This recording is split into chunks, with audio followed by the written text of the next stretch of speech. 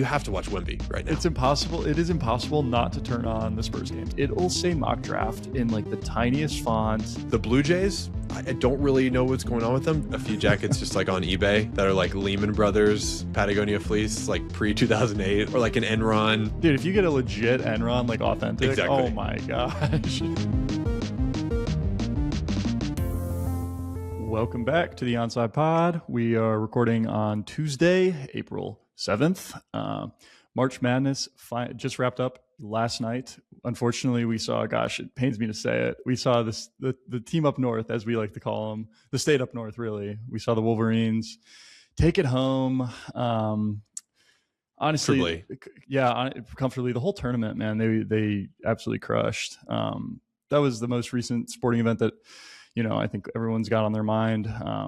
Other than that, though, we're gonna start with that. Talk about really the whole tournament, but I think focus on the national championship game, which just occurred, and then the two Final Four games. How'd your bracket end up? Dude, I stopped looking at it after like the round of 32. Wow. It was totally busted. I wasn't. Who's your champion? Duke? So I don't put a ton of legitimate thought into brackets that I pick for like my friend groups. I think I was in two that were for money this year, and both of them I basically just like mostly chalk, and then I just pick like one or two upsets, but then I just autofill. I literally autofill. I mean, and I think I had Florida. I had Florida winning in one, and then I think I had Houston winning in another, which both of those teams ended up going out a little bit earlier than expected. So it's just like I gave your autofill didn't work. Dang it. Autofill didn't work. Last year did though, as per the previous episode. Exactly. My friend, as per the previous episode, who won 30 grand for the first round challenge, did not win the full bracket challenge, in case anybody was curious. So just 130 band. I can't even imagine what the winner of that takes home. It's a full, like, you don't even get a house. They give you like a full residential complex from Berkshire Hathaway. You become a landlord. They own enough things that, yeah, they could get creative. Hopefully it's not just swag. I mean, swag's fine and all. My friend had some company swag, and it was like a Patagonia jacket, obviously super classic. But what I thought was cool about it is it didn't have the logo on it, like kind of classic swag. It had it on like the back, on the neck, and it was in black embroidery, so you could barely see it. So it basically was effectively just a jacket. Yeah, which I guess is just a funny way to get around giving your employees jackets. I guess I don't understand why they couldn't have just done that straight up. But I think the Patagonia jackets with that logo and then the company logo on the other side look a little goofy. They absolutely do. I think, gosh, well, now we're getting into it, but dude, there's a level of pretentiousness that I think is there when you're already having like the expensive company, or not the expensive company, the expensive manufacturer logo, like whether it's North Face or Patagonia, and then you also add on your just nasty corporate emblem right on top of that. It's one too many. Though I have seen a few jackets just like on eBay that are like Lehman Brothers, like Patagonia fleece, like pre-2008, and I do think like that kind of, or like an Enron. Dude, if you get a legit Enron, like authentic, exactly. Oh my gosh, that is, or like that's an old school, even like old school Google would be cool. 100% with the retro, like the serif font logo, not the new one. Yeah, I've also seen Arc'teryx jackets, which talk about expensive manufacturers, and talk about a little bit of pretension there. But I also wouldn't say no if my company gave me one. So I shouldn't. No, absolutely not. I have one. I'll wear it one of these days. There you go. We got a tier list, like S&P 500 companies, just logos only. I wonder how long it would take to do 500. Put 500 of them on a tier list. Do you have one that you're thinking of? It goes at the top, the number one logo. Ooh, if it's a pyramid. Not to put you on the spot. No, dude, I'd have to think about it. I would really have to think about it. There's so many. I don't know. There's obviously so many options. I don't know. I would probably do Nike. The swoosh is really awesome. That's a good pick. The stock has been terrible. It's like the lowest point it's been in a long time. But as far as the logo, we need to go get some shoes. Hold strong. We need to help them out. Okay, so should I buy now? This is our financial advice. 20 seconds of the podcast. Are we buying Nike? I think so. Or I think so. selling I think so. just because. Okay, cool. Feels like we're saying it's a dip. They're at a low point, and we just determined they're an S tier logo. Okay, when you put it like that, yeah. The only thing that affects the stock price is how much juice the logo has. Oh man. Okay. So after we talk about March Madness, we'll jump into NBA playoffs. The matchups are almost set. A lot of them are. As far as like that, like 2, 3, 4, 5 matchup, those are kind of set on the West. On the East, those are all. I mean, it's all over the place in terms of what it's going to end up looking like. So we'll at least talk about the teams, what the matchups look like, and maybe there's been a few injuries that have occurred over like the last couple weeks where it's kind of like questionable. A few of these players, like with the Lakers, I've seen a ton of the memes about like LeBron having to carry one more bad team through a playoffs, which Jake LaRavia, Bronny, and LeBron James. Yeah. Dream team. Yeah. Hey, Luka's going to Eastern Europe to get some injections. So I heard about that. Or it might not be Eastern. That's just where he's from. He's just going to Europe. Yeah. We'll see. Would you go? Would you fly to, let's say you're in Luka's position and the American doctors are like, you're not coming back till June. Yeah. Are you flying to Europe to just get miracle? No doubt. I'm going to do that. Like, I might do that as someone who can't afford it. If I'm not even in Luka's shoes, if I tore my hamstring, I would consider doing it right now. How do you even go about finding a better, this doctor's going to do something different? Some back alley or something? There's tons of avenues. Think about balding. And like, you can go to Turkey and get some there's some great doctors over there. These cottage industries. Yeah. I could find right now. Not that I am, but maybe. Yeah. How's the hairline? I'm just kidding. We're doing all right. We're doing all right. But man, it's definitely, it's a touch point. We're thinking about it. We're touching base with it every couple of weeks. Yeah. We can do a little check-in each week. No, I'm just kidding. Oh man. Okay. After the NBA, we'll touch on football, which we haven't talked about in a while. This is American football, the NFL. Draft's coming up in the next couple weeks, and there's been few updates there, but mainly just talk about, just get it back in the brain, start talking about it. And then finish up with the Masters, which is taking place this week. Really, it starts on Thursday.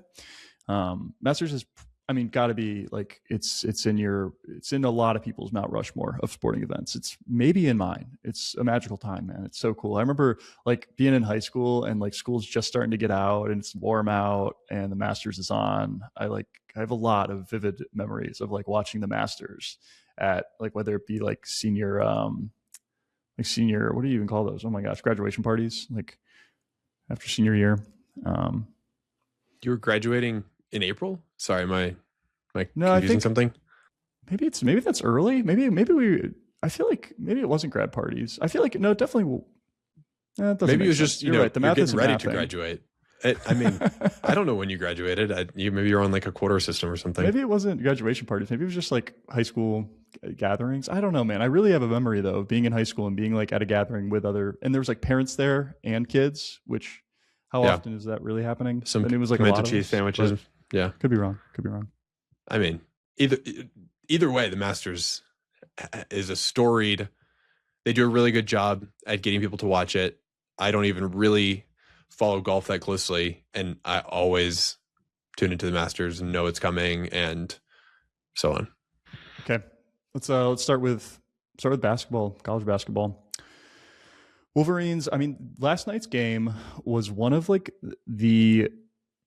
Not even, I don't know if chippy is the right word, because I didn't really feel like there was a lot of animosity between players. It was just a rough game, man. In terms of like shooting efficiency was poor. It was aggressive. Like, I feel like Dan Hurley's teams are just like really in your face aggressive. And I think they had maybe an extra chip on their shoulder because even though, they're coming in after winning 2 of the last 3 years, they weren't supposed to be there.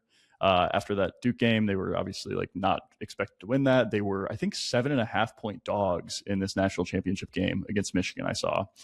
And so I think when you have that extra chip on your shoulder, it's just one more motivator for the team, and kind of came out in like the way that their team plays. I thought the UConn team definitely made the Michigan team, I thought, play to their tempo, which I think, to your point, Dan Hurley's teams are always good at doing that. He has a game plan, and part of that game plan is disrupting your game plan and making you play kind of like a fight at half court, basically. So I think on paper, I bet UConn was actually pretty happy with the game plan that they had. Ultimately, it just came down to the fact that Michigan had like bigger athletes that they got a lot of. Anytime UConn was, kind of chipping back into it, some Michigan guy would get an and one or just drive to the bucket and get the crowd fired up or something. They could just like athletically overpower the UConn guy, or a UConn guy would just like miss a shot and miss a shot and miss a shot. Like in the first half, they were, I think it was like 5 from 12 from deep, 5 for 12 from deep. And then in the second half, at one point, they were 0 for 12 from deep.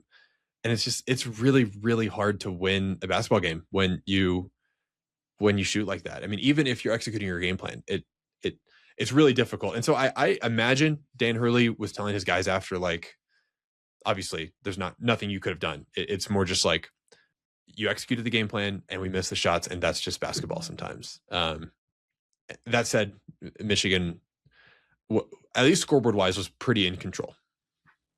Yeah, which, I mean, I think if you had asked UConn before the game, hey, Michigan's going to score 69 points. Do you guys think you're going to win? It's like, yeah, I really like our chances if they score 69 points. Final score ended up being 69-63 with Michigan winning. But like, if you hold that team to 69 points, the rest of the tournament, they were averaging like 95 points a game. Michigan had been like on a tear. I mean, this was their closest game by far all tournament. They crushed Arizona in the Final Four game, even though I think that game was basically even odds going into it. It was expected to be like a really close game, and Michigan just, I mean, was ahead the entire time. And even the rest of their tournament, which it's not like they had a super easy route. I know they had to beat that Alabama team, who was actually, I really liked. They had a super fast pace of play, and Michigan just like tore them up. I think part of it is, man, they had these big guys. I think I did see, so they were the first team to win with 3 guys that started who were over 6'9", which is a few qualifiers there. Not actually really just one qualifier, but I think it speaks to part of how their team played, man. They're just really strong on defense, and they had big guys. They overpowered you. And yeah.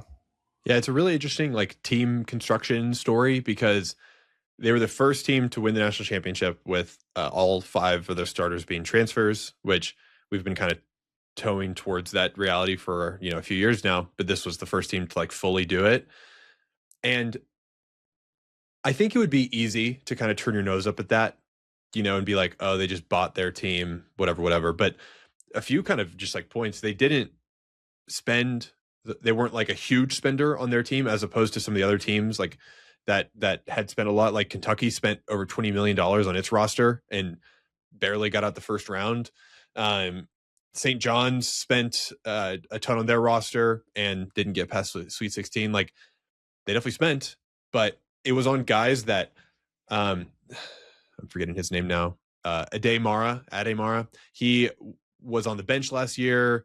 Yaxel Landerberg was like playing for a much smaller college. Like, they were taking guys and turning them into ultimately what became this starting 5 of these like huge kind of overpowering guys. So while it was a bought team in a sense, it wasn't bought as in like they were just going and buying the flashiest players and then letting them score in kind of the same way that you could criticize, like the Warriors when Kevin Durant joined there, or like Dodgers, when it was Kevin Durant, Dodgers, where it's yeah. like, okay, just buy the best guys. It was like this was still a crafted game plan of a team. Yeah. No, I think so too. Like, none of these guys are going super duper high up in the draft. I mean, now maybe they'll get higher picks after winning the national championship game. But yeah, like preseason, they were not expected to be like, none of them were expected to be this top draft pick. And I think it kind of speaks to, the level of camaraderie and this, like the amount of teamwork that you need to win a national championship game. I remember last episode we were talking about, how it always feels like the best player in college basketball does not win the national championship, even though they end up usually being on a great team because they're a great player, so they get recruited by a great team. You think about Cooper Flagg last year. I mean, you can go back way back. It's just thinking of like Duke guys, but like Banchero was on Duke, and I think he was kind of hurt, to be fair. But nonetheless, so I looked into it, and the last guy was Anthony Davis with the Kentucky team in 2011, 2012. And he was the last number 1 overall draft pick who won the tournament in college. And that Kentucky team was really good. I think they went into the tournament as the number 1 overall seed, and they I think they won, like, none of their games were even really all that close, even the title game. And I was looking at the stats from like the individual games, and the thing that stood out to me was that, I mean, Anthony Davis was not the high scorer for most of their games. They had the rest of their team, they had a few different guys that could score 20, 25, 30 a night. Guys that, mind you probably would have never heard of. They're guys that didn't really have much of a legacy in the league. And I think Anthony Davis is the only one that's still playing. And I think that is why that ended up working, is because he was not an offensive scorer first. He was a defensive guy and a just beast rebounder.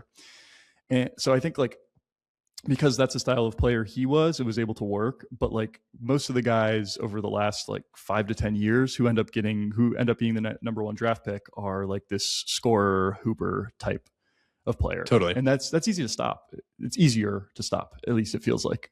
Yes. It's a simpler game plan to plan against of, hey, we know who's going to have the ball. You know, I do think there could be a little bit of like, frankly, I think Cam Boozer probably, had we replayed this tournament a bunch of times, he would have been in the finals. And then we're talking about, oh, Cam Boozer, you know, he's got all this pedigree and championship experience. He's just a winner.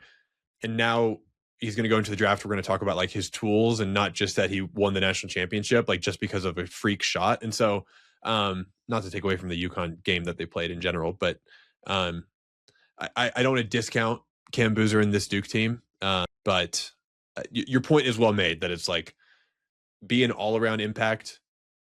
That kind of number 1 pick is probably going to be more of a winning player in college basketball than just, you know, I think Darren Peterson is going to have a great NBA career, but he is like a scorer, shooter, like a streaky kind of guy that has NBA level talent, not necessarily college basketball winning, you know, leadership. And honestly, even thinking about Boozer, he really is that type of like, exactly, really all around good defender, can beat you up in the paint. He's going to go to an NBA team and they're just going to be so happy that he's there. Like it's just going to be so simple. They're going to have to think about it. It's, oh, Boozer's at practice. Oh, he's really good. Okay. Yeah. Like Dylan Harper or something. Basically the same player, Cameron Boozer, Dylan Harper. Yeah, they've got really similar games. Right. Another thing that I was just noting is the Michigan team reminded me a lot of how NBA teams have started to construct successful teams, where there is a tall guy who can actually handle the ball pretty decently. I'm thinking about, honestly, they look a lot like the Spurs, like in just like pure team construction. They have a lot of athletic, tall wings, and they normally play like 3 of them at the time. And then they have, you know, a point guard who also has good chemistry with the center. And this kind of like NBA-ification that, you know, I think everyone has talked about. Oh, it's harder to be a mid-major. Oh, it's harder to, you know, have a Cinderella run. But another factor of this transfer portal thing is college basketball teams are just starting to look more like NBA teams, a little more homogenous in that way. Even a simple example is like the old Denver Nuggets coach, Mike Malone, is now going to be coaching in college. And I don't know how often an NBA coach goes, quote unquote, backwards. And maybe that wasn't an important news story. It was just, I just noted it because Nuggets, but just something that's been stewing in my brain since this Michigan team, that I feel like not is NBA level, but on the floor and how they move around and what they do looks NBA-ish to me. Yeah, no, I definitely. I mean, I think I agree. This Michigan team was really, really good, and I think I didn't really. I mean, I don't know about you, but I wasn't following college basketball super closely during the regular season, and I think had I have been, maybe I would have been more aware of it. But I think, I mean, they lost 3 games all season, and they were crushing teams throughout the season. And then I think, obviously they ended up losing that Big Ten championship this year to Purdue. And so I think that was the big thing. When I'm making my bracket, when I'm looking at the matchups, I'm focusing on, okay, what are the most recent games they've played? And they always check out the conference championship. Yeah, of course. And they lost to this like weird Purdue team that didn't really know what it was trying to be. It didn't seem like at times. And so for them to lose to that team, I was like, wait a minute. Okay, maybe they're not one of the top teams. And yeah. But then, I mean, clearly throughout the tournament, they just ended up being far and away the best team in the tournament. It didn't feel fluky, nothing like that. This felt like a well-deserved win and well-deserved team. But unfortunately for them, we'll probably still always remember the UConn shot as the thing that we take away from this so championship. True. Yeah, that is really true. I think for me at least, it's a minor win for the Big Ten. First time a Big Ten team has won the tournament since I think 2000 is what it was. So that feels good. And for Michigan, I think they had won their last title was I think in like the 80s. I think it was 1986 or something like that. So good win for weird names too. Solo Ball. I mean, that's what I was saying. At least getting some, media coverage. Maybe not. Yeah. His best game. Solo Ball is got to be one of the best names in all of hoops. NBA, college, it doesn't matter. I was going back and I was looking at some of the other names that were in the tournament. Chandler Bing was one I really like. I think it just comes off the tongue real nice. Wait, sorry. Am I silly? Is that not the guy in Friends? Is that not? Yeah, it is. Yes, it is. Okay. That's also, yes. Sorry, I just read the Wikipedia page because I googled it. I have not seen much of Friends, but I'm just going to read you this his blurb as a character. Chandler was born to Nora Tyler Bing, an erotic romance novelist, and Charles Bing, a gay female impersonator and star of a Las Vegas drag show called Viva Las Gayas. Did not know his lore at all. Can you imagine that being your name? Like, really, that's your namesake. Yeah. There was a Bryson Tiller this year I saw too. Just like crazy. That's awesome. Any Jalen's? Oh, I'm sure there's plenty of Jalen's. And then the last one I'll mention, this was during the Ohio State TCU game was when this guy was first brought to my attention. His name was David Punch. And it would be a lot of times it'd be like punch with the ball, punch this, punch that. And then there was at one point the broadcaster said punch takes it straight to the bowl, which I thought was great. Good wording. Really like didn't skip a beat either. I was like, oh, okay. All right. Commentators sometimes they can be elite and then they're good at just keeping it rolling and not sitting in it. Whereas I know that if I had said something funny like that, even in just like a social setting, I'd be like still tapping people on the shoulder. Like, do you remember when I said that punch bowl thing? That was good. Yeah. I think college basketball broadcasters especially are like some of their peak, man. Their peak. I made a YouTube video about a bowler and Pete Weber and the bowling announcers. They are unreal. They are just firing at all cylinders the whole time. It's them. There's this one poker announcer that is always going, and then college basketball, and then the Charlotte Hornets guy. That's my Mount Rushmore of just announcers having too much fun. Or Eric. Oh my gosh, the guy for the Hornets. Yeah, he's special. He's special. Yeah, Terry. Yeah. Oh man. All right, last thing, I do have to say this as an Ohio State fan. Watching the game last night, Matt, I texted you about it too.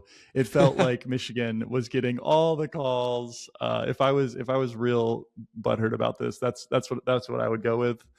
In reality, I honestly don't think so. I think Hurley said something after the game that he was basically just like, if I could have these guys ref every game, I'd be happy with that. Like they did the best they could. This is obviously like such a hard game to officiate from just like.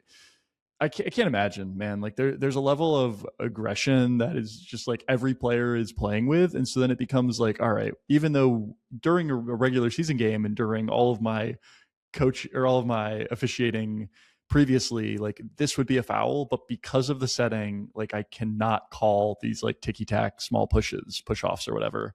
And it felt like there was a lot of that. With that being said, though, Michigan shot 28 free throws. They were 25 from 28 from the free throw line. UConn the free throw difference from 16. Yes, the free throw difference was stark. Michigan was driving into the basket the whole time, and honestly, they were getting mauled a lot of the time. And UConn was taking a lot of, like, Michigan did not let them into the paint, and they were taking a lot of shots, and UConn was missing a lot of shots. That said, the difference was the free throw difference was stark, and one of the major, I mean, just pure numerically, one of the major reasons they won. But yeah, kudos to Michigan. I mean, no matter, even if you take 28 free throws, you still have to make them, and they made 25-28, which works out to like 90%. So yeah, I mean, 100%. Yeah, you got to make them, and they did. Cool. All right. Yes, let's wrap that up. Put a bow on it. Look forward to transfer portal, which is already open. I know Ohio State, one of our guys actually just moved to UConn. I can't think of his name right now, but I know that it all happens so fast, man. So it's already moving. Yeah, they got to get somewhere. They need to keep that college career going for the guys that know there's no future for them in the NBA. That's right. Okay, let's move to the old guys playing basketball, the NBA. Like we said, most teams have like three games left this week before the end of the season, and playoffs are happening. So we wanted to basically go through and discuss some of the matchups in the East and West for the first round of the playoffs, which this is really, we're looking at like after the play-in game. So what is like the 1v8 matchup right now, 2v7, 3v6, and just kind of walk through what those look like with how the standings are at the moment. Who are you? Like, just off the bat, first reaction, if you were going to a sports bar and all of the matches were on at the same time, like which one are you hoping? Which one are you going to tell the bartender, like, hey, put this matchup on? Yeah. Okay. I'll pick one from the East and one from the West. For the East, I mean, I think even in a bubble, even if I wasn't me, I would still be wanting to watch the Cavs Hawks, which is the 4-5 matchup right now. I say right now, how have the Hawks got to the 5 seed? It is insane. I know we Hawks talked about winning, it, and I think they could go up to. I think the 5 might be the best that they can do. Yeah, I don't think they can make the 3. I think they're a little far gone. So that 4-5 matchup feels pretty set in stone. So that Cavs Hawks is going to be awesome basketball to watch. Obviously, me being a Cavs fan, I'm going to be watching that one really closely. This Cavs team is awesome. But I think, and this is the way I'll put it, is I think our peak, we are just like Cavs at their best are a title contending team. We built it like that. Picking up Harden puts us in that category. I really think so. If we're playing our best ball, we can compete with anybody. But with that being said, I mean, there's the playoff Harden is a thing. It is he's infamous for it at times. So sometimes not showing up. Something I was thinking about just playoff Harden wise, is there any? Okay, so because he joined the Cavs in the middle of the regular season, and he's only been on the team for 35 games or so. Is there any way his internal clock of like, okay, after 82 games with the team, I then have to suck in the playoffs? Maybe he's still in regular season form all the way through. You know what I'm saying? Don't hate that. I don't hate that. And then if he stays with the Cavs next season in like the middle of the season, he just dips hard. Exactly. And like, dude, sometimes like January, February Harden is like his most lethal. So maybe you're going to get, the James Harden who averaged 42 points against the Celtics in the Eastern Conference Finals. I don't know. Or that wouldn't. No, that could happen. Yeah. Gosh, I'm hoping so. I'm hoping so. But I think, and even Harden kind of speaks to a bigger problem that I feel like the Cavs sometimes have, which is like this level of physicality. And not to say that Harden's not physical, he definitely can be, but I mainly maybe mean like playoff toughness. And I don't know what it is with Harden, if it's like a mental toughness thing or whatever it is, but or he's just gotten unlucky and he just happens to have bad games during that time. But with that being said, I feel like the Cavs in general have felt like they just haven't had like this bruiser that can make it happen. They don't have a Dylan Brooks, even like a Jalen Brunson. You're going to need like Mobley to to decide Mobley, basically like I'm winning this like, last 5 minutes of the game right now, like no which matter what Mobley happens. has not been that guy. There was that last second shot he had earlier this season where he like pump faked 5 times before the clock hit 0 and like barely got the shot up, which was like hard to watch. It's so as a tough. Cavs Sometimes a fan. pump fake, it is so if the guy sells and then you get like the and one and you're like, oh, what a genius pump fake. And then if you pump fake multiple times and the guys are like recovering back to try and block again, it's like, okay, stop. Like it's an art, not a science, but you can get it wrong. Yeah. All that said, we are the healthiest we've been, fingers crossed. I feel like if the stars are aligned for this year. So with that being said, though, I think the Hawks team as a first round matchup is a tough first round matchup. But if we can get through them, I really like our chances at making it deep in the tournament. Yeah, you're probably happy with the 4 seed. You probably wouldn't want to like push up to the 3. Yeah. So let's just do that. So how about you give me your pick in the East that you're most interested in watching, and then we'll move to the West. Yeah. Yeah. It's going to be Knicks 76ers. I'm really interested to see how the 76ers team looks because they're one of the most up and down teams game to game. A combination of all the health stuff. Maxey hurt his thumb.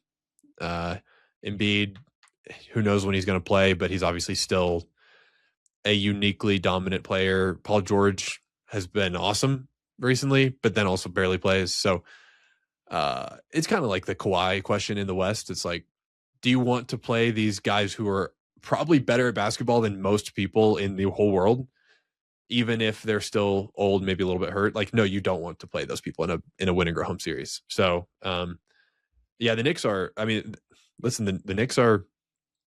They don't lose in the first round of the playoffs. They have they know who their starting 5 is. They just have a lot of ups and downs, and who knows what you're going to get from them. But when they're clicking, like I'm even thinking last year in their matchup when they beat the Celtics, it was just like, oh, of course this Knicks team beat the Celtics. Like you watch them, you're like, oh, they're so good. They suffocate them on defense, and then they have like 4 options to score. Like, how did I not see this coming? And then they lose to the Nets or something. I think for me, it's like this Knicks team feels, and they have for the last few years, it's just so hard to go on a run against them. There's something about the way they slow down the game. I think Brunson is a huge part of that, but even Cat, he'll just get in the paint, do something funky, and he's just down there for a while, and it's like, what's going on? It's not a quick team. Yeah. No, it's not a quick team, and yeah, Cat on defense is weird, but at the end of the day, he's almost 7 feet tall and a huge dude. So it's like really hard in the paint to beat him. So I think that's really where like they excel. And I think, I don't know, this 76ers team, like, I don't know Embiid is huge, but like, does he have that level of physicality where he's going to be able to beat up on like Cat backing into him in the paint? It's going to be interesting. Yeah, I hope his knees don't buckle under him.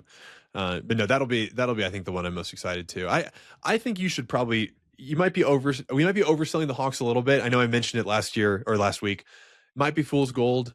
I kind of think it might still be fool's gold. I mean, I know that they had the Celtics and last night they played the Knicks actually. And the Knicks did win, even though there was that like CJ McCollum put in the shot did you see that? He like hit a buzzer.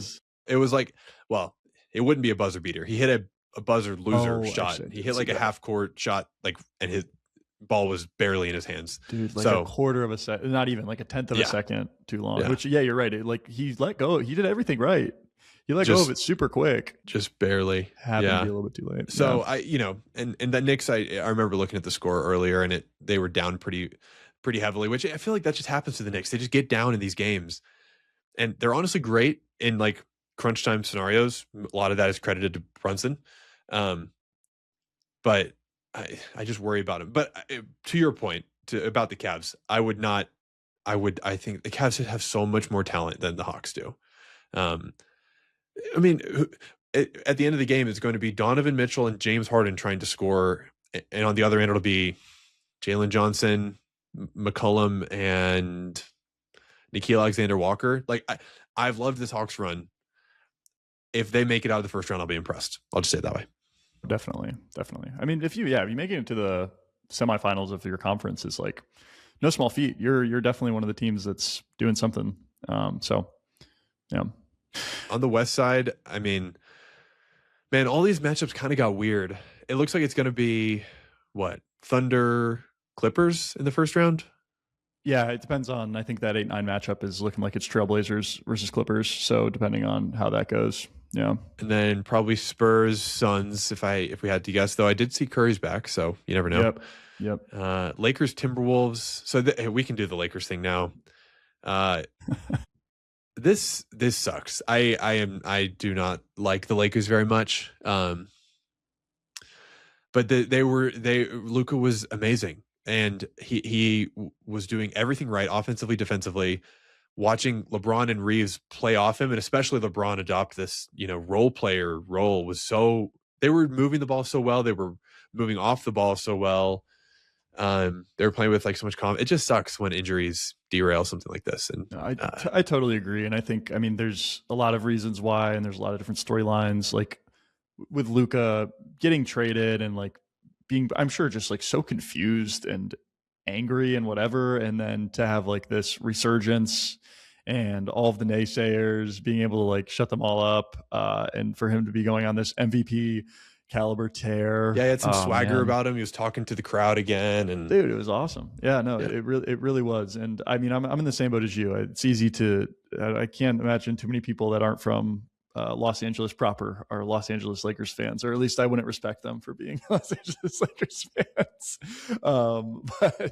But even with that being said, like this team is really fun, and I am a LeBron truther. So I do have a special place in my heart for any team he plays on, and I really hope they're able to do something, man. I mean, yes, it looks like they're matched up with the Timberwolves is how that's going to end up looking, which was a massacre last year. Might mention the Timberwolves. This is honestly a dream setup for them because it looks like they'll end up getting right. So this is going to end up matching them up with is this going to match them up with the Spurs, right? Yeah, it'll be, if the Spurs beat the Suns, it'll be Spurs Wolves. Yeah. Yep. Assuming the Spurs win their matchup, we'll get Spurs Timberwolves, which I think if you're the Timberwolves, we talked about this previously. Rudy is one of the few guys that can at least control Wemby a little bit. Yeah. So Ant is going to believe that he's so much better than Stephon Castle, and they also beat them they played 3 games this year, and Timberwolves won twice. So, all that being said, though, we have to see what kind of magic voodoo is going on in Serbia and what they can do for Luka. Yes. Wherever he is, and right, wherever he is over in Europe. I would love to see a healthy. The basketball team I dislike the most is the Dallas Mavericks, but Luka in 2024 pulling them through that playoff run. It's as exciting basketball as it gets, even though Luka can be he can drive us crazy. I would love a healthy Luka in this playoffs. I want a full strength league in this playoffs. So yeah, Lakers Timberwolves should be my most anticipated. I don't know, Spurs Suns probably though. You have to watch Wemby right now. It's impossible. It is impossible not to turn on the Spurs games. I do not care who they're playing. I turn them on every single time. If there's 10 games going on, I'll probably watch a Spurs game over a Cavs game right now. It's like earth shaping. This Wemby, even if you're not a fan of him, as a fan of just, I don't know, basketball, or I was thinking about this with like as a fan of competition.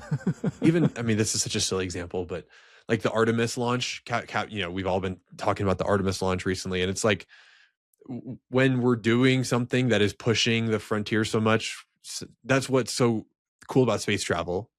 As silly as it sounds, like that is also similar to how it feels to watch Wemby sometimes. It's like, oh, no one has ever done that with a basketball before. No one has ever affected the game in this way. And I'm not ready yet to say he's the best player in the league, but he's the most, I don't know, exciting player in the league. Absolutely. Yeah. It's like Curry when he was coming on. No, it is kind of, because you just don't know how far this can go, right? Like how much can you keep pushing this? Whereas you watch other players and it's like, okay, that's the best they could ever play. And that's the best that they could ever do. But with a guy like Wemby, man, it's like he can impact the game differently than any other player that has ever played the game. He still comes up with stuff. Like the other day, he did this like basically like step through under the basket layup where it was almost a travel, but because he was long enough, he could like launch off the back foot and then from like on one side of the basket and then finish from the other side of the basket while his foot was like still on the ground. Like it's silly stuff like that it's like that looked really weird, but was totally legal just because of his proportions. Similarly, so last night they were playing, I think they played the 76ers, because this is last night he almost got hurt. He went out with an injury, which I'm really it's the elephant in the room, because I'm really just praying and hoping that he's fine. We talked about the potential of a Wemby injury and the ramifications it could have. It would ruin everything, including the player's career that hurt him. But regardless of that, which I think in this case was maybe Joel Embiid. All that being said, though, earlier in the game, he had an alley-oop. And I mean, he jumps and his head is at the rim and he jumped like 2 inches and he like grabbed the ball and he just like wrist flicked and the ball was like 5 feet off the hoop and he just like wrist flicks and he gets it all the way to the hoop in no time at all. And it's just like, no one's ever done that before, ever in the world, in the history of basketball. And he just does it on a nightly basis. It's crazy. The term alien, he's the player that has best embodied that. Which, you know, I said he's not the best player in the world. We just got to watch Nuggets Spurs the other night. Spurs were up big. Nuggets made a comeback. Then OT was like a total, just a brutal back and forth, brutal in the best way. If you haven't watched Nuggets Spurs, you should go watch it. Jokic, the best player in the world, hit just a sick fadeaway. And, you know, Jokic does this to everybody.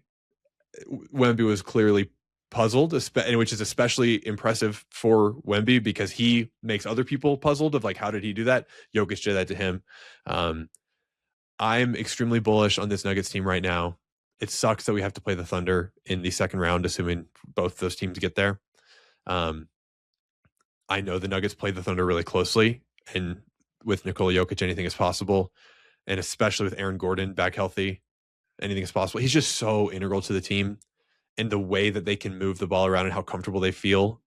You can just feel it when he's on the floor, and then also defensively. Anyway, not to make this a Nuggets thing, but I'll definitely be watching the Nuggets. But I don't know if Nuggets Rockets is going to be the most fun. They just don't have Steven Adams or Fred VanVleet, and the vibes are terrible. So they're a little bit beat up, and I agree. The vibes are at an all-time low, and the Nuggets are they're at an all-time high. Like you said, that game against the Spurs was maybe the game of the season. It was incredible to watch. It's unreal. And, I mean, they're both like Jokic and Wemby are both just unconventional players. I think Wemby's like the more obvious one, but then you watch Jokic play and it's like nobody's really doing that. And I think part of the reason why you saw Wemby, I mean, he jumped as high as he could and he was going for a block, and Jokic was doing like his little hook shot in the paint, and every other guy in the league, Wemby blocks that shot. But because Jokic has this like unconventional hook where it's behind him. It's behind and he shoots it so high and it's so weird. That was a really cool clip to see, and the whole game was awesome, and the MVP narrative along with it, and both of those players being like right in the race. Yeah. And then, I mean, not to even mention everything that SGA has been doing. This is probably not true, and it's probably just a perception thing. I feel like this Thunder team, the team, the non-SGA team, everybody that is not Shea, has taken a slight step down. Maybe not even a step down, but they have been slower. I've been less. There's a few people who have taken a huge step up. Like AJ Mitchell has been an insanely important part of this season. Jalen Williams has played some great games, keeping other like great like big men duels. But as far as like J-Dub, Caruso, Dort, even Chet to some extent, I feel less scared of them, and I am magnitudes more scared of SGA this season. Talk about an assassin. I mean, he has been perfect this season, especially in the clutch. You know, when like you're working on a group project, and there's one guy that even before you even started the group project, you know he's just going to take over and freaking run things. And because of that, how do you? Was that you? Of course. It's me in every group project.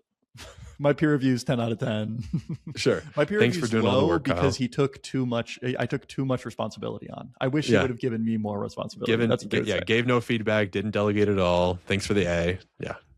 But like, seriously though, there's one person that does that, and then because of that, in a roundabout way, everyone else suffers because they don't get to learn. And it sometimes feels like the way he takes over the game and the way it just like always goes in his hands when they need a bucket. Like you're saying, it almost feels like the rest of the team is kind of has been brought down a peg, and SGA has been put on even more of a pedestal. I don't know if you saw the other night. I think it was Cason Wallace. I'm not positive, but he had it was a fast break, had a clear open that was layup, so weird, and proceeds to pass it back to SGA for mid-range shot, which was contested also by the time that SGA got it. And I mean, SGA even looked at him and was like, dude, like, what are you doing? I didn't understand that clip. That was an odd one. So strange to see, man. And it's like, I don't think that but no matter what, there's something going on there, even if it's like subliminal or whatever, where he, Cason Wallace or whoever is like thinking about it. And he's like, I know SGA is right behind me in my periphery, so I can pass him the ball and he will almost certainly get the bucket. And so I'm going to do that. Yeah. And I think there's a level to that for the whole team. And also it's just, there's pressure, there is more film, this is the team that everybody has been, grinding to beat this season. SGA has, I think, 100% risen above from like a solo individual perspective and just gotten more lethal, had more movement in the bag. But I do think some of that is affecting the rest of the team. So I don't know if that makes me more more hopeful to play them, looking to the potential Nuggets Thunder, or more scared because having that kind of weapon of SGA in the playoffs is extremely scary.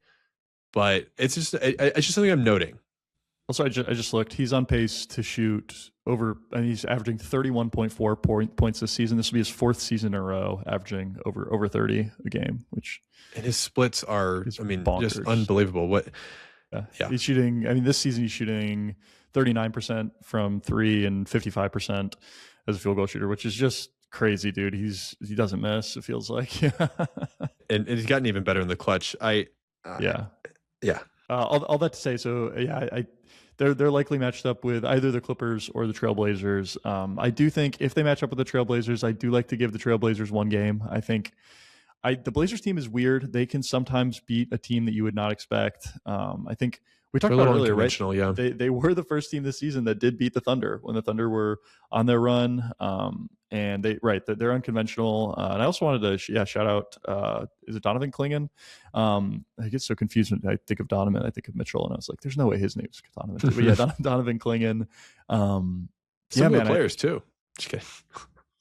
Couldn't be more different, I think. Yeah, because he was with UConn when they were on their run in college, and now to see him, I don't know. He's a player that is like so.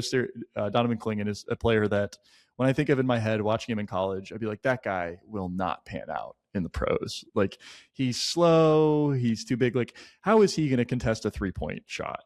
Like, that guy can't do that. But dude, he's good. He's averaging a double this season. He's been really good on the board, and just like a reliable so good rebounding, player for the Blazers. So I don't hate their chances. I think they're going to win the series? Absolutely not. But are there worse matchups? I think it's not the worst matchup. For last year, it was Thunder Grizzlies, and I know Ja got hurt at some point in there. I think game 3 or game 2 maybe. But it was a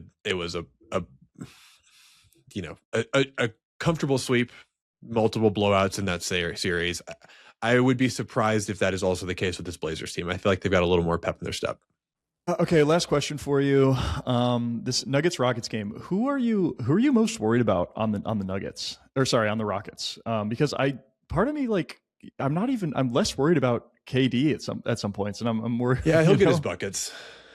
Yeah. KD will get his buckets. I'm almost more worried. Like, Sengun just is this typical player that I would be like so concerned about in the playoffs. He's just is like this sturdy guy that can put up 20, 30 points a night, and you don't really feel like you have an answer for him. I don't know. I don't want to ever feel that. So my biggest gripe ever with Jokic is when he gets tired or beat up, he sometimes starts making the simpler decisions. It really was hurting us earlier this year when he was taking a lot of threes in the clutch, and maybe he was a little bit hurt, but he was also shooting terribly on those threes. And I worry that let's say it goes to 7 and Şengün is just like, bumping Jokic the whole time, tiring him out, doing Şengün things like being just a pest. I would not want that going into a potential series after that.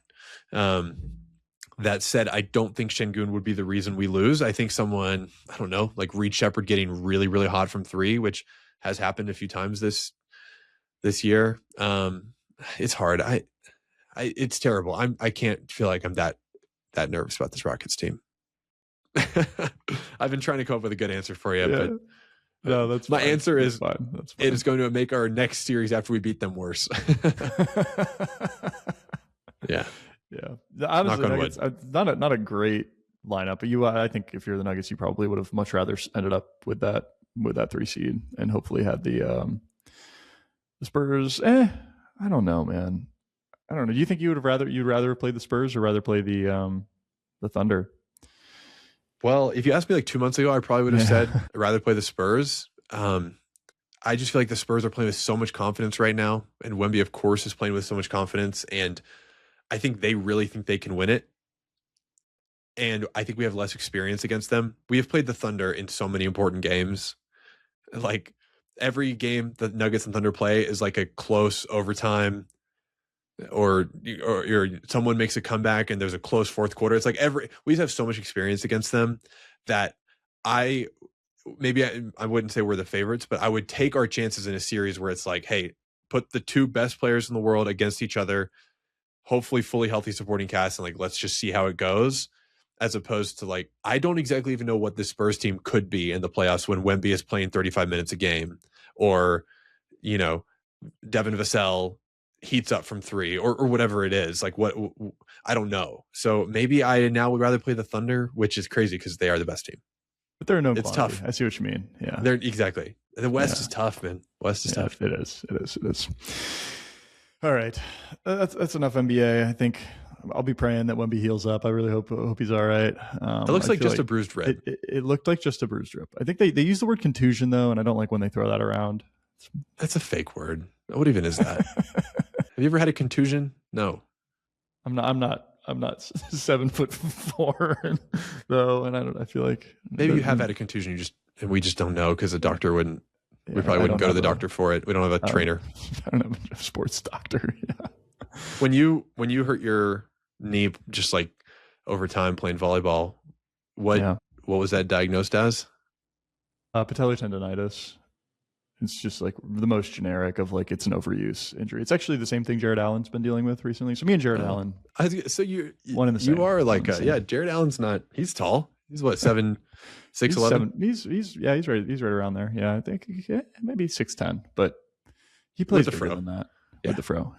Yeah. Okay, let's move on. Let's talk NFL for the first time in a bit, man. I know it's going quick. The draft is coming up before we know it. Is it in? Yep. What, a few weeks? It's April 23rd. It's like, it's over 3 days or whatever. I think it's like maybe the 23rd through the 26th, something like that. Do you tune in? Are you a draft watcher? No, absolutely not. Yeah, me neither. Absolutely not. I didn't even tune in last year when it was like, where's Schur going to go? Which feels like extremely exciting. It feels like the Oscars. You're so worried about the thing that takes like, at the end of the day, if you added up the amount of time that the awards are actually presented for, it ends up being like 5 minutes. And similarly, like the draft that you actually care about end up taking like 5 minutes, but there's so much hoopla and stuff that I frankly just am less interested in. The draft is actually even worse than the Oscars, at least for the Oscars. Like you get like performances, like the Sinners live performance. I don't know if you watched like the Sinners performance. It was awesome. Yeah.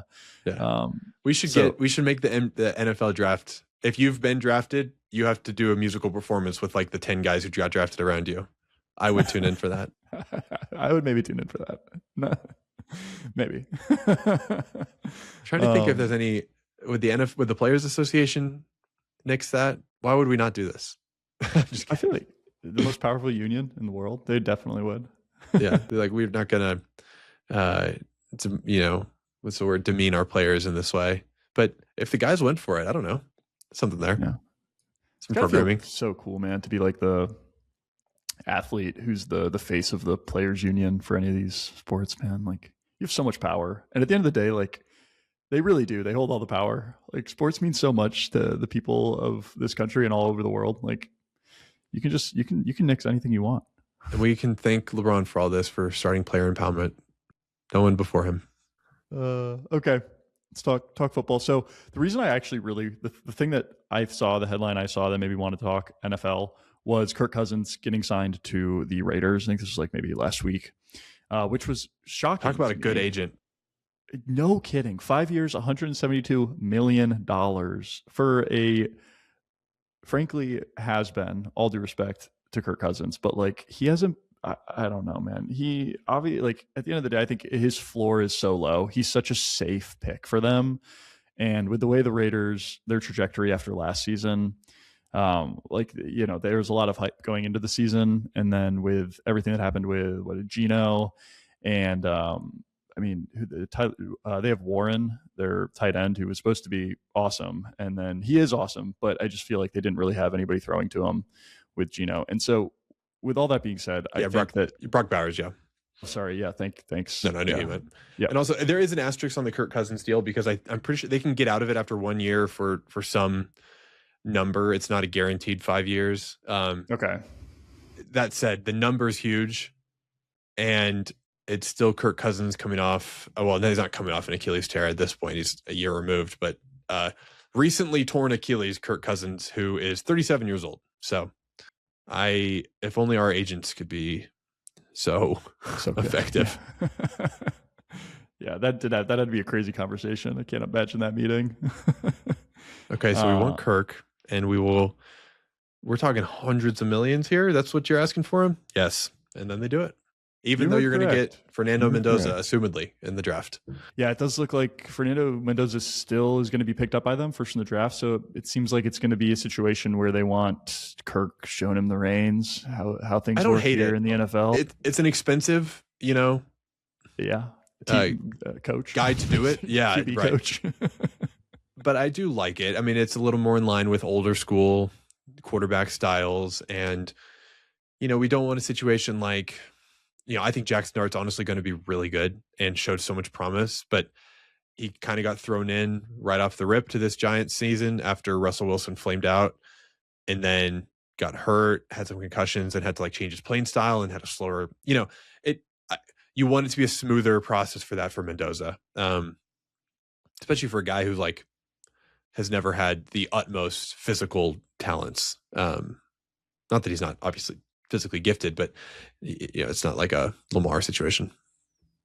No, yeah, that all makes sense, and I think I agree, and I get it from a safe bet, and I guess they had the money to spend apparently. So I don't know how. I also don't know how. If they were going to offload Max Crosby, then that would make sense, and then they used that when Max Crosby was away from the team while he was supposed to be a Raven. They signed more players to shore up their lines, and then they have Max Crosby back, so they still have that money. Now they're paying Kirk Cousins. I don't know where all the money's coming from. Maybe Brady is financing some of it from his own pocket. Who knows? Man. I did want to also give a shout out while we're talking draft. I don't know if you have tuned in for any of these, but on ESPN's channel, I don't really watch too much ESPN, to be honest, but at my gym, there's a TV and it's constant 24/7 on ESPN. And they so frequently, for whatever reason, at the 2 to 3 p.m. Eastern segment, will have an NFL analyst on, and he will be doing a mock draft, and it'll say mock draft in the tiniest font in the very bottom right corner, and it'll be Raiders select Mendoza first overall NFL draft, and it'll be so clearly stated. And I'm like, dude, why do we keep doing this? Number one, because they do it every other week, and then also it's just so clickbaity, which I feel on YouTube, for instance, being clickbaity like that is so frowned upon and unacceptable. But in traditional media, they don't care at all, and they'll gladly. There's no shame at all. It's it might just be a thing of like that 2 to 3 p.m. slot. The competition is so low that it's like, even if you're like, this is a stupid mock draft thing, that really is what it is. There is where else nothing are you going to go? I mean, there's nothing. ESPN, half of the reason it still exists is to fill, the sports clips TVs, the gym TVs, the Buffalo Wild Wings at 2 p.m. Like, that is a big it's filling dead air. So I guess why not do the mock draft? But it is completely silly. Like, what would be an equivalent for us titling this video? Like, I can't even come up with an example. Like, Victor Wembanyama is hurt or something. That doesn't even know. You get what I'm trying to say. Honestly, no, that's the level that of shame that they have stooped to. I don't even hate that. Yeah. We caused Victor Wembanyama's injury. Yes, that's a better example where it's like we have some agency in it. Yes, we have stake. Like, you need to see what we did. Yeah. Yeah. Anyways. All right, and the next thing I want to talk about is, dude, the Browns draft. You prompted me for it, and I'm gonna give you. Who do you want? Like, what are you hoping for? You have the Browns quite a few picks to work with in the first round here. Yep, we got a couple to work with in the first round, and I think the other thing is, I think about the Browns picks historically have been just terrible. I mean, our whole entire team composition, from like a management standpoint, has been laughably bad. Obviously, with the most recently, Deshaun Watson was just, of course, atrocious. But even before that, I think the one that stands out to me the most is Johnny Manziel. And then even taking Baker Mayfield like quickly thereafter. Sure, Baker Mayfield panned out and is now a great player. But to do that, to have the gall to like take a guy that is very similar in a lot of ways to Johnny Manziel, it felt like, coming out of college. And to take Baker, it was just crazy. So anyways, all that to say, I have so little faith in the Browns management to pick good players in the draft. With all that being said, though, this last year we did awesome, it seems. I think I agree. Quinshon Judkins was probably like the best value pick in maybe the whole draft. He looked phenomenal last year, right up until he got hurt, because I mean, it's still a running back. Feels like chance, but at the end of the day, he's running back, and in a lot of ways, it felt like we were maybe overusing him to the point where, like, yeah, that's going to happen. I felt the same way about Nick Chubb when Nick Chubb had, frankly, like kind of a similar, really horrible injury. And glad to see he was back and running last year, though. But and so I think, with that being said, though, we picked up Judkins, who was a great pick. We got Mason Graham, who was, I think we picked him like 5th overall last year. He's been great. He was actually with Michigan. He's out of Michigan, and yeah, he was really good for us. And then Schlesinger is the linebacker that we picked up, and he was another guy that, like, I think we got him in the second round as well. And he's been an awesome pass rusher. It's probably the best pick of the draft, at least like from just purely one round or 1 year. That was probably the best pick of anyone. Yeah. And then, of course, we also got Shadur in the 5th round, because it wouldn't be the Browns unless we got a I don't even know what you want to call it. A morally question. Not even morally is not the right word. I don't think he's morally questionable. I'll say he is public relationsly questionable. Yeah. We have to have some reason off the field to complicate. Complicate things. That's a good way to put it. It's a good PC. Morally complicated. No. morally complicated. It's funny. So yeah, we pick up Shadur Sanders in the 5th round, and we end up playing him. And shockingly, he's just not of note. You watch him play, and nothing really stands out. It's just, he wasn't the worst quarterback ever for us. He wasn't.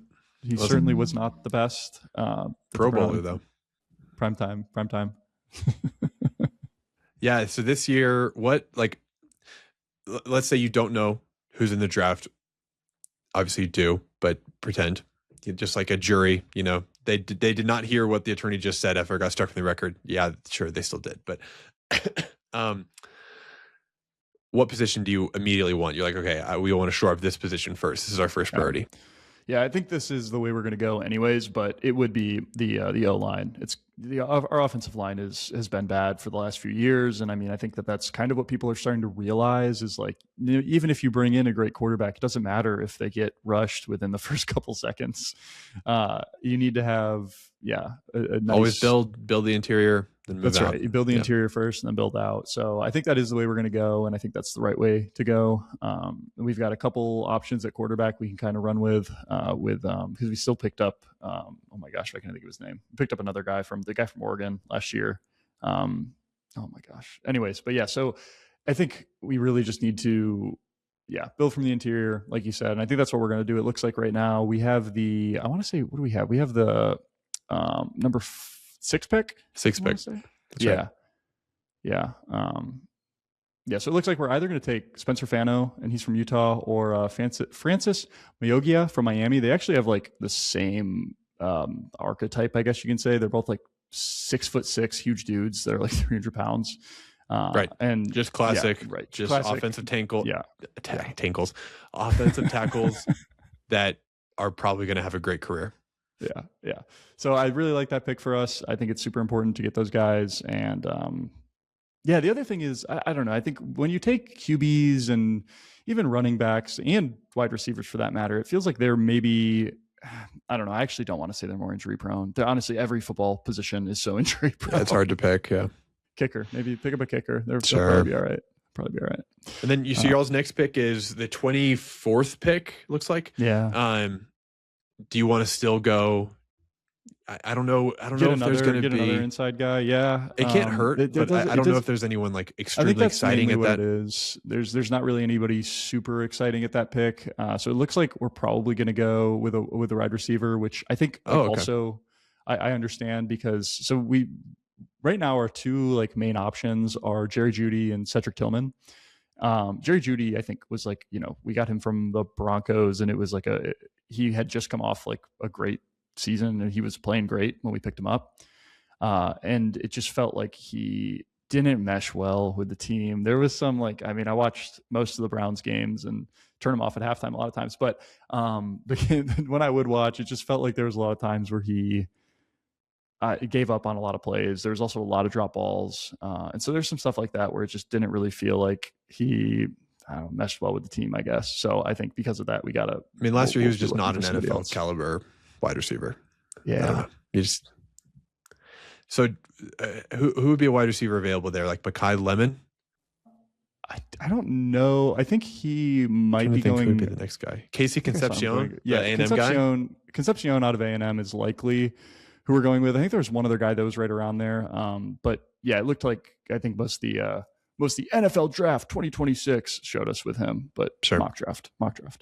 Right. So yeah, I think we're probably going to end up with him. I did want to also, my sleeper pick for the whole draft, Drew Aller out of Penn State. Right now he's projected in like the 3rd or 4th round because Penn State they were a letdown the last few seasons, but he is sort of like the opposite of the type of quarterback the Browns have been drafting. And so I don't hate us trying to pick up someone like that. And some more projects, fill that quarterback room a little more. Yeah. Right now he's in like that, 4th, like he's in one of those later round picks projected. So don't hate it. Yeah. Sometimes those are the difference. It's hard to exactly predict when, obviously it's hard to predict this whole thing. Yeah. Also, Dylan Gabriel. I couldn't think of his name for so long. That's the other Browns. Other Browns quarterback. Totally. We have the short guy. Yeah, the short guy. Short king. Yeah. So if you come out with in the first round tackle and then a wide receiver, you'd be happy, or would you rather like 2 tackles? No, I think I'm happy with tackle and wide receiver. I think that makes sense. I'm happy with that. Yeah, which is what it looks like. The mock drafts I was looking at, that seems like where we're headed, which I'm cool with. Yeah. I'll just do a quick Lions thing. The guy I'm hoping falls, I think there's almost no way that he actually does fall. Oh my goodness, I want to get his name. I want to get his name right. Olivavego Ione. I think a lot of times he's just referred to as Vega Ione. Makes sense. Yeah, it's a longer name, but if he falls, he's just a guard. He's a Penn State guy. He's huge. obviously he's an O-line guy. And I think, that was when the Lions offense was cooking, like 2 seasons ago, and it felt unstoppable.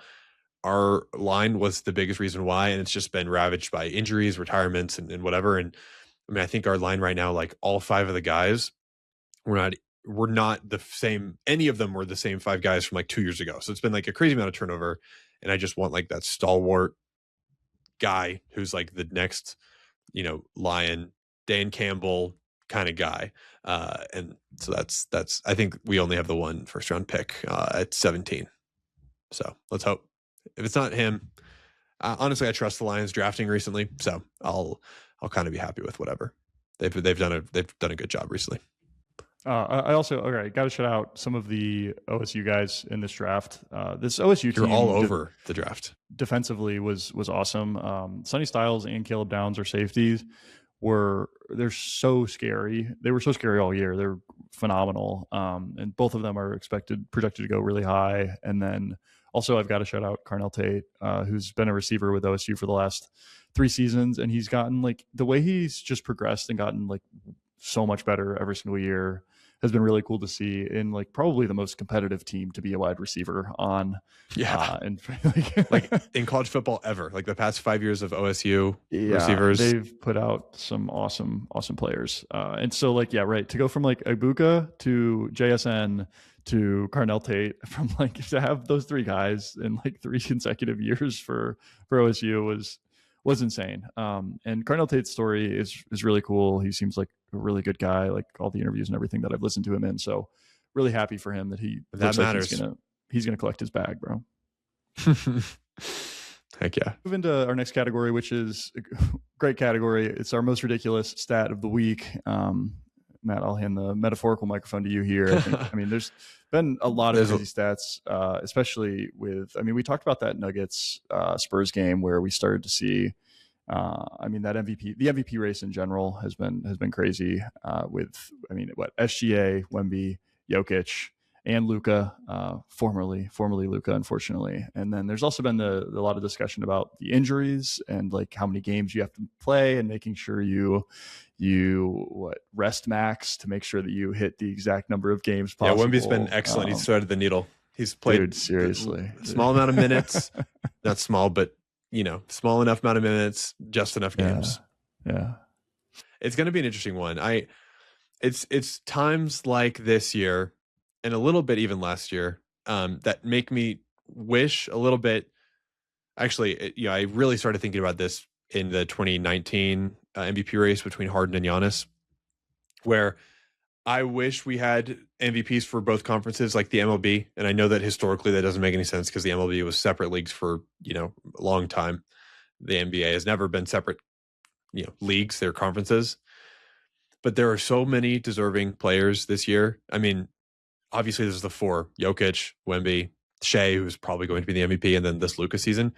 But even just thinking about Cade for Detroit brought them to the 1 seed, who whereas 2 years ago they were like the losingest NBA team ever. Tyrese Maxey has been unbelievably important.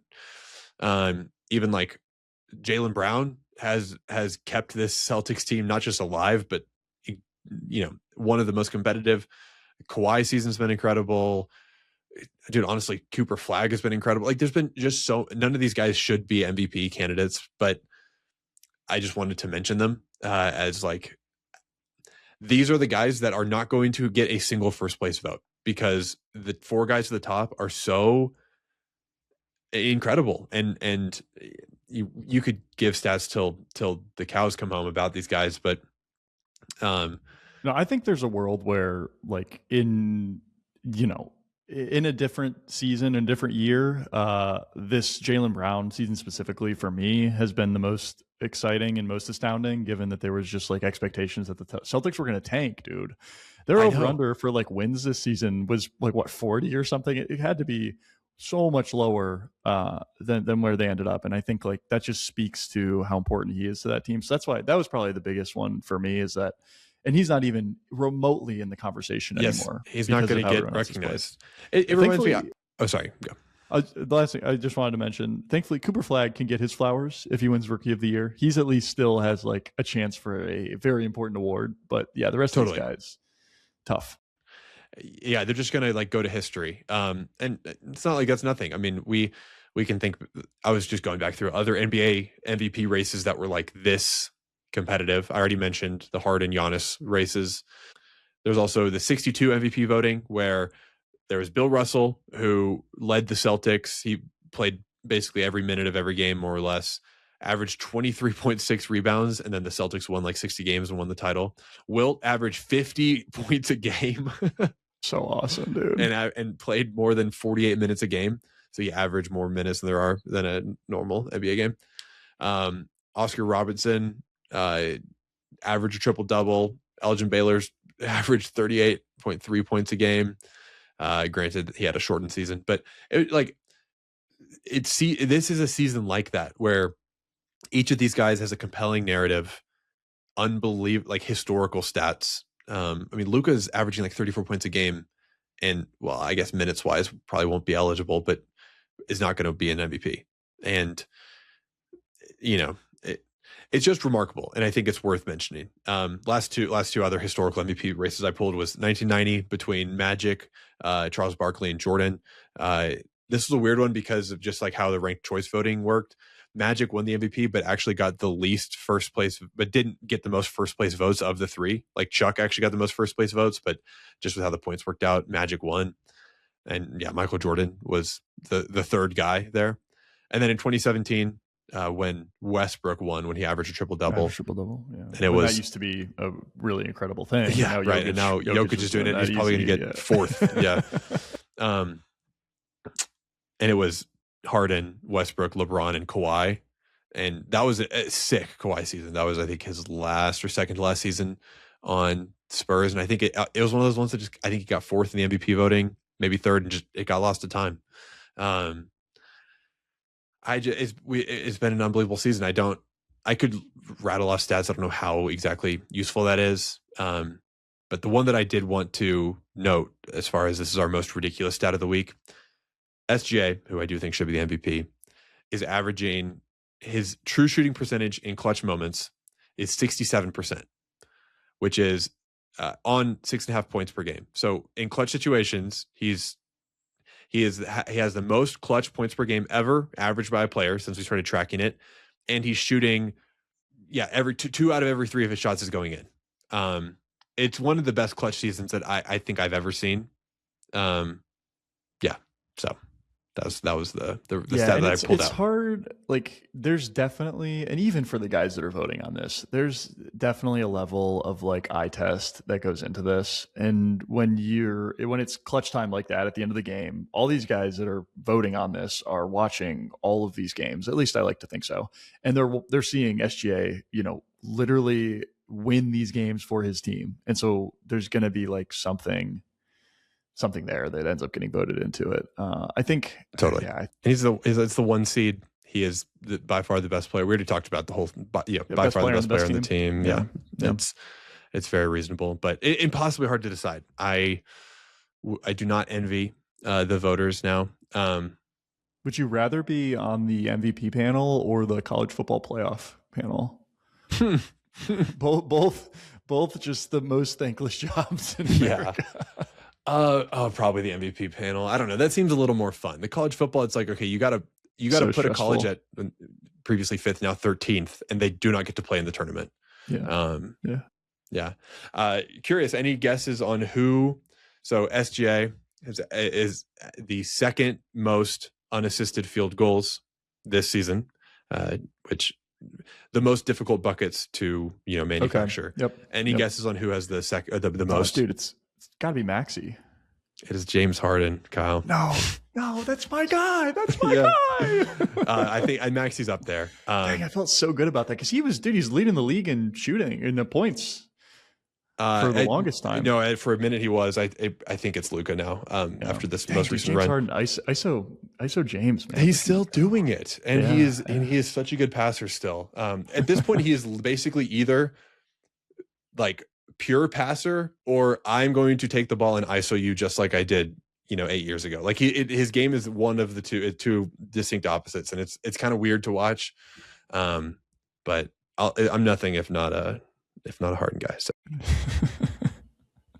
Last thing I wanted to mention, just baseball. We haven't really done a ton of baseball yet. As far as most ridiculous, the Blue Jays, I don't really know what's going on with them. They lost a series to the Rockies, which we talked about last season or last episode.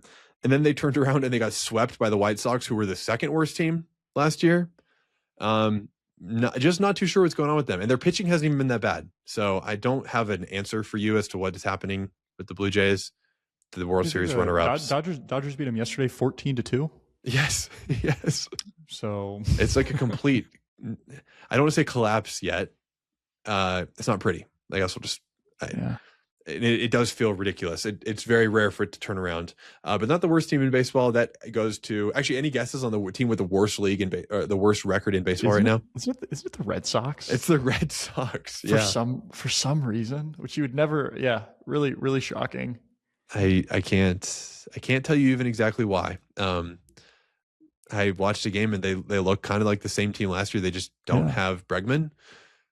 I don't know if that's enough reason but it's early in the season. I feel like you can't start taking baseball seriously until they've played like 50 games.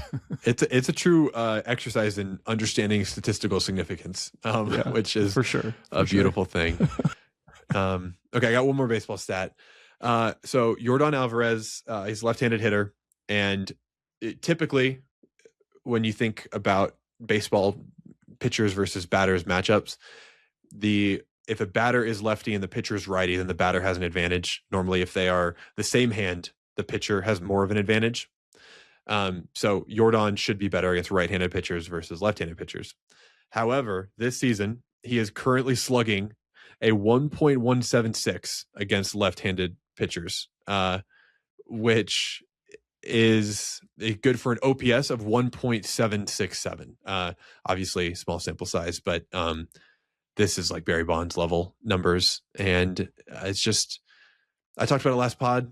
He's a guy who's unbelievably talented, but he was really hurt last season and always misses games for little reasons. And he's the big reason why Houston is one of the best teams right now. So just had to give Yordan his flowers. Do you think that there's like, is there a athletic element to, like, is it just objectively harder to hit off someone who is pitching the same way as you, the same arm as you, the same stance as you, I guess I should say?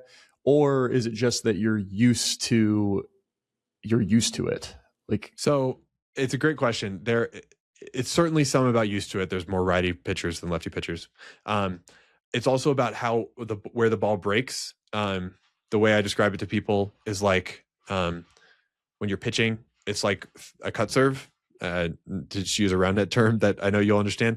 He says. Yeah, right. People. Yes. I was explaining it to Ryder and Clark the other day. Yeah. Anyway, it breaks like a cut serve. That's like the natural way. The way you throw your arm, it's much easier to make the ball curve in that same arc as opposed to flip outwards. And for a lefty, when they throw their breaking ball, it's very hard to hit a breaking ball that comes in towards you, and it's easier to hit a breaking ball that goes a little bit away from you. Makes sense. And that's just the reason, or not the reason, but that is a reason. Yeah, it's a two-seam fastball that'll kind of break the opposite direction, right?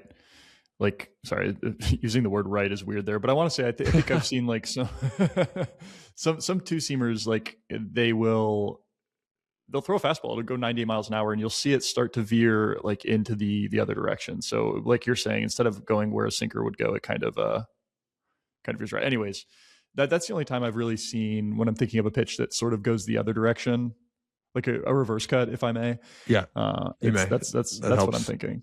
Yeah. Yes. Sorry, I'm just looking at an overview of pitches right now. It's hard for me to keep track of all. I've never pitched. I also have not, and the terminology is sometimes a little bit confusing. That's why I just used the word cut serve, which I'm sure was extremely helpful to everybody. But yeah. So anyway, Yordan, the headline, Yordan is crushing lefty pitchers right now, and he basically shouldn't be. Yeah. So. Got it. Heard that. I'll stick in baseball for performance of the week. This will be really quick. So Joe Adell, Angels outfielder, robbed 3 home runs. All 3 of two of them were basically like, he's standing in the field, reaches over the wall. The third one fell out of the stadium and into basically the fan section. He saved 3 home runs, and it wasn't a 1-0 win for the Angels. So basically, he didn't hit the home run, but basically, I don't know, won the game by himself. Do we think that's a fair way to say it? He was the most valuable player in that game. Yeah, that is I don't know, certainly true. Yeah, I don't know, but I did see the picture that was surfacing after this of him in the stands with the ball in the glove. That's almost in the realm of getting added to the wall back there. Yeah, in my opinion, it is a deeply cool photo. It's an all-timer. Yeah, yeah. You frame it. He all 3 of his home run robberies were the 1, 2, 3 on the ESPN Top 10 the next day. That's probably cool. Right after their mock draft segment. They showed that. Clickbait. Yeah. Yeah, but definitely a performance of the week. Cool. Okay. Let's look forward to the Masters, which is going on this week. It actually starts this Thursday. We were talking before the pod, and we were both. I was saying how it feels like golf happens every single week. There's a tournament every single week that's going on. Even like within the PGA, it feels like they're playing all the time. But it's been hard to keep up with it. I think we focus on a lot of the other sports, NBA with college basketball. So again, just kind of wanted to get the brain working on some sports that we sometimes don't follow as closely. So with the Masters coming up, I mean, Masters is one of the pinnacle, one of the top events that occurs in all of sports. So wanted to take a look at it. Watched at grad parties. Dude, I really think I did. I'm telling you, in my reality, I trust you. It used to take place. The Masters used to take place in June/July. Did it actually? I'm starting to really think about this. I'm like, I swear that we used to be watching it, but no, I don't think so. I'm thinking I'm wrong. So not surprisingly, even though I have not been tapped into golf, Scottie Scheffler is the odds favorite to win. He's at plus 400 right now to win the Masters. And following up is Rory McIlroy at plus 900, which is interesting given that Rory is obviously the previous winner. Just trying to see if he can come back and win again. But I wanted to give like my sleeper pick of this tournament, which maybe isn't the most useful given that I haven't been as on top of things on golf, but I was looking, and the tournament that just occurred was the Valero Texas Open, and JJ Spawn won that. And JJ Spawn is an awesome person. He had an awesome moment in sports. I don't know if he's actually an awesome person, but he won the US Open last year, and it was a crazy tournament and a crazy result for him. It kind of like put his name on the map big time. Before that, he really did not have a ton of great results at all. And so for him to win the US Open, I think like he made multiple comments about like financially the money from that tournament, like completely changing him and his family's life, which cool. For me, right, it was just like a cool sports moment where like, right, that's a big part of it. And it's cool that he's now able to be set for life. And he just won the Valero Texas Open, which I actually think it's his second time winning that exact tournament. So with that being said, he's 52-1 odds to win the Masters. And I think a lot of that probably has to do with the fact that the Masters is a long course, and he's not a stereotypical long player like a Scottie or a Bryson DeChambeau. Yeah. So I think that's maybe part of it. He hasn't shot well there before. Also, yeah. I think he only played it twice, and I remember last year he finished like 7 or 8 over or something. So it's not a course he's clearly like super, super comfortable on. Whereas, and I do think that matters at the Masters, especially. And there's going to be guys in the field this year who've played it, a million times, not a million, but you get my point. Yeah. But his odds should be higher. I mean, he's coming off a tournament win, and I don't even see him on the first page. No, that's what I'm saying. Yeah, that's kind of what I was thinking too. I'm sure they probably actually these are roll there. I'm going to trust that the odds are probably fine, but I don't know. You have to think you have some edge, otherwise there's no point in. So true. Even talking about it. Yeah. Vegas is always right. Yeah, and they are, unfortunately. I did also want to mention, so this year, so the Masters has this thing where the previous winner gets to choose the dinner menu for the next year's tournament. And I went back and I was looking at some of the previous year winners and what they choose for their meal. So obviously Rory gets to pick it for this year, and he chose like, I think it was somewhat of a typical like, yeah, it's a little down the middle. We get some tuna, we get some filet. Yeah, it's a very generic dinner, it feels like. But there are some players that have put a little bit more flair into it. So Scotty, I mean, he's won it twice now, and I think both times he had like a hamburger as like one of his main dishes. It was like, I think they called them like Scotty sliders or something. Sorry, just so I know, you knocked Rory's menu for being too down the middle and gave Scotty Scheffler points for the burger. I respect it only because a hamburger is like quintessential American cuisine. Yeah, it's not fine dining. At a place like the Masters, to choose that is like kind of laughable. Like if you're going to choose the straight and narrow for that, I feel like it would be like a filet mignon or something, or like a ribeye, like a steak is the basic one. But to do a hamburger is actually kind of funny to me. So you're zagging by going basic, or not basic, casual. Casual's the right word. Yeah. And then I also saw, I think Tiger did like, I don't know, he paid homage to, it felt like, both of his parents. There was like, I think he's Asian, and so there was some like sushi or something at one of his, and then also something for I think his dad. And so that was cool. And then I kept going down the list, and it got noticeably shorter in terms of like what players got to select for the dinner. So like if you go back to even just like as recently as 15 or 20 years ago, it would be like one item. It would be like chocolate cake, and that was the only thing that they really added to the dinner. But now it's like you pick 17 courses for the Masters dinner. I wonder who, I'm sure you can figure this out, but I wonder who was like, one item is not going to do it. I'm a multi-course kind of guy. And now they're picking, I mean, Rory had to pick some wines. It was crazy. That'd be intimidating. It's too much. It's too much. Yeah. Yeah. Come on. It's not like the Masters is not already involved enough. Yeah. No, I feel like the Masters is talked about as if it's one of the most prestigious events you can go to as a fan. Do you have any interest in attending, or you'll be a I kind of don't. Okay. Obviously if someone gave me tickets, I think it would be a really cool event, and it's a the course is beautiful, and I'm sure the food's at least iconic. I would want to try some of the stuff. I guess I'll say this. I would not like wait in like a 2-hour line to get like a Masters polo. I just don't think I'd ever wear it. I think it would just be like, okay, I own this now. But that's fair. I think I would need to appreciate it more. I don't think the whole time I'd be thinking there's someone else that could be in my shoes right now that would be a lot more thankful to be here. I think that's a good way to go about life. That's good life advice in a lot of ways. Thanks, man. No, the Masters is really cool.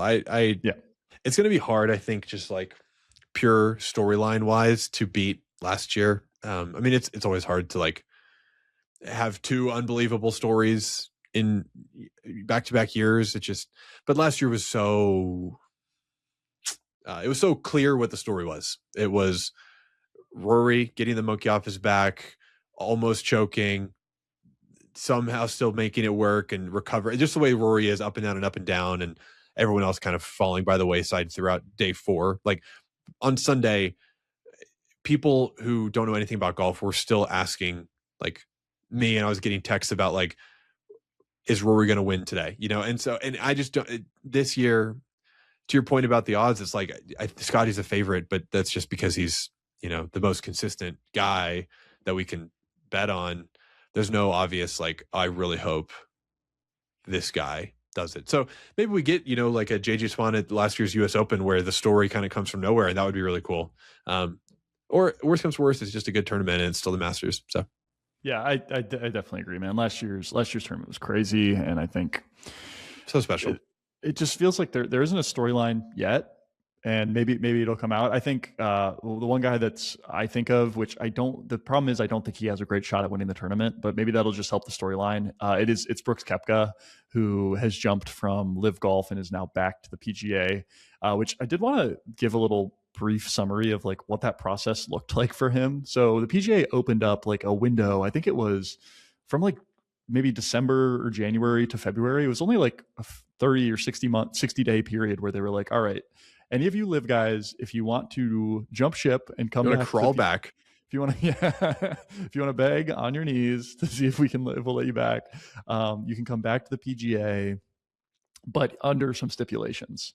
And so the stipulations were, you had to donate $5 million to a charity, which is kind of crazy. Like, feels a little bit out of left field, but I mean, who's gonna dog that? Like, okay, fine. You had to forfeit your 2026 FedEx Cup bonus, and you had limited bet eligibility for like the signature PGA events. Like, I don't think you could go to all of them, and whatever, you had to qualify in a different way or something. They had demands.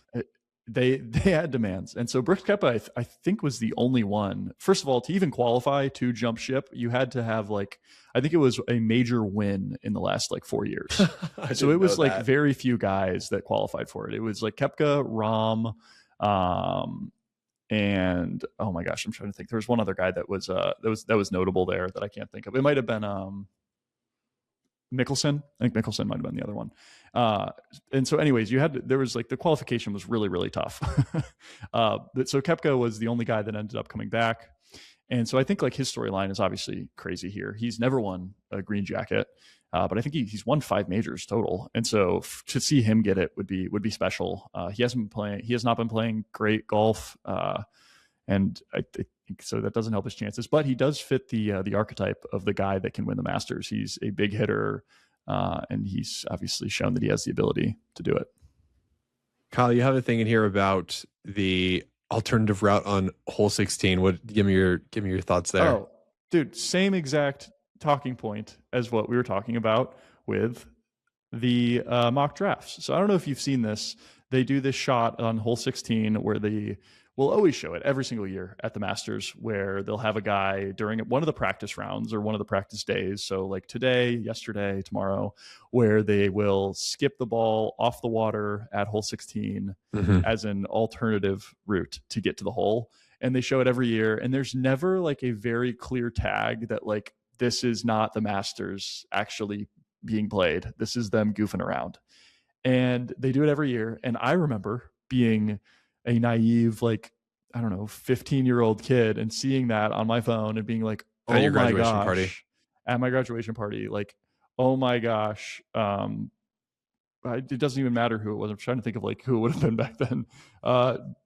Jim Furyk just hit this ball off the water and it is now on the green. He just hit the most incredible golf shot I have ever seen. Why did he not hit it in the air? I don't even care. It went off the water and now it's on the green. That's incredible. And it's never real. It's always them just showing off the day before. And it's not right. It's a good party trick, but it is so cool. Just that. The DeChambeau one was pure. It was so clean. Yeah, it was awesome. Yeah, it's like a good stone skip. Yeah, but they need to have a watermark. Practice round. Put it in the bottom. No, it's a fair one. Guy goofing around. Yeah. Just a party trick. Yeah. All right. Anything else? Golf? Hit him straight. I'll be tuning in. Hit him straight too. Yeah. Kyle, let's do Survivor 50. We had a triple. Actually, spoiler alert here. Gosh. I'm sorry. Yeah, true. Survivor 50. Skip. Spoiler. If you care. We had a triple tribal.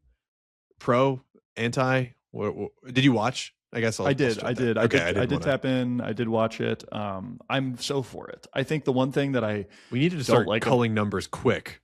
There are so many of them still. Oh, is that true? I guess I haven't really thought about like, are you saying like based on the number of episodes left? Yeah, there's like 5 episodes left, and there was like 17 people to start the episode. Yeah. That's true. That's funny.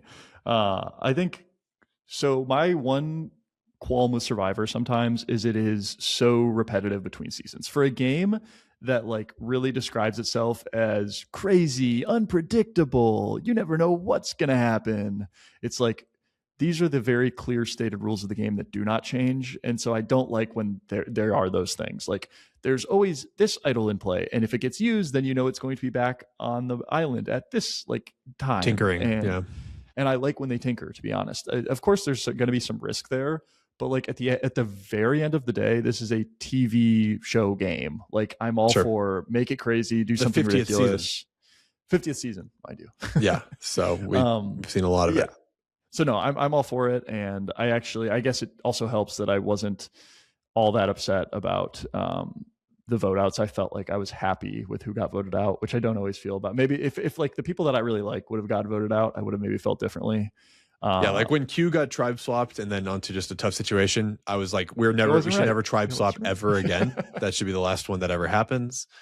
Okay, who was it? It was Camilla, Colby, and Genevieve, and Genevieve. Which I will say, actually, Camilla. I liked the Genevieve and Camilla season. Yeah, I liked them all three, but it wasn't Mike. Yeah. Sorry. Yeah, I don't know. I felt like I was mainly just the first person I thought of was Colby, and given that he like had some nagging injury, I was like, all right, it's time for him to go. And I was happy when like he got voted out. I was like, yeah, no, that makes sense. That makes sense. Yeah, he had a nice arc. He was a veteran presence, and that presence can only stick around so long in a show like Survivor. But this was his sunset.